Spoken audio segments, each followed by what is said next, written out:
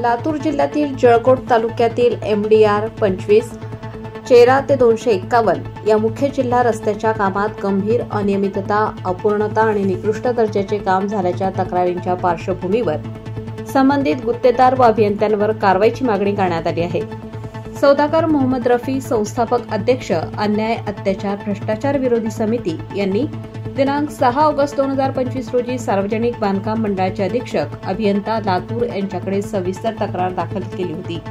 या तक्रारीत रस्त्याच्या कामात विविध प्रकारच्या त्रुटी जसे की अपूर्ण कार्पेंटिंग, निकृष्ट दर्जाचा मेटल वर्क, साइड शोल्डर व गार्ड स्टोनचा अभाव, अंदाजपत्रक व प्रत्यक्ष कामामध्ये तफावत, हम जम्प्स, MB व कामाच्या मोजणीतील विसंगती आदी मुद्दे नमूद करण्यात आले आहेत।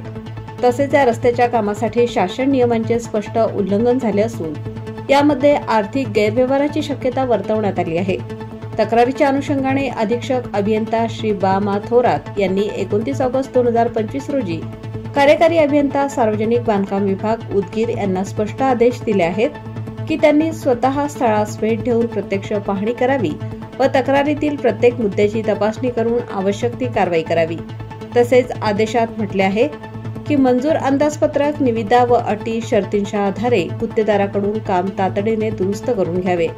दोषी आढळल्यास त्यांच्यावर दंडात्मक कारवाई करावी व कारवाईचा अनुपालन अहवाल लातूर मंडळ कार्यालयात सादर करावा। याबाबत कोणत्याही प्रकारचा विलंब होणार नाही याची दक्षता घेण्याचेही स्पष्ट निर्देश देण्यात आले आहेत।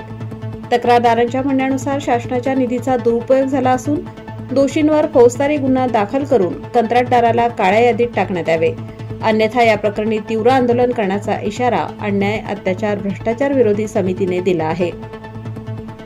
कायदा लाईव्ह बातमीसाठी संपादक सौदागर मोहम्मद रफी। ताज्या घडामोडी जाणून घेण्यासाठी कायदा लाईव्ह न्यूज या यूट्यूब चॅनलला सबस्क्राईब करा, बेल आयकॉनवर क्लिक करा, लाईक, कमेंट, शेअर करायला विसरू नका।